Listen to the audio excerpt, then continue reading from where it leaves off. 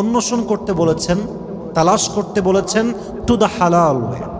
যেমন কোরআনে আল্লাহ তাআলা বলেছেন, ফাইদা কুদিয়াতিস সালাত ফান্তাশিরু ফিল আরদ ওয়াবতাগু মিন ফাদলিল্লাহ, যখনই তোমাদের নামাজ শেষ হয়ে যাবে, when you have done with your salah, spread out to your workplace, নামাজ শেষ, মসজিদে আর বসে থেকো না, যাও, ছুটে যাও, রিজিক তালাশ করো, রিজিকের অন্বেষণ করো, try your best, give your best effort, চেষ্টা করো রিজিকের জন্য।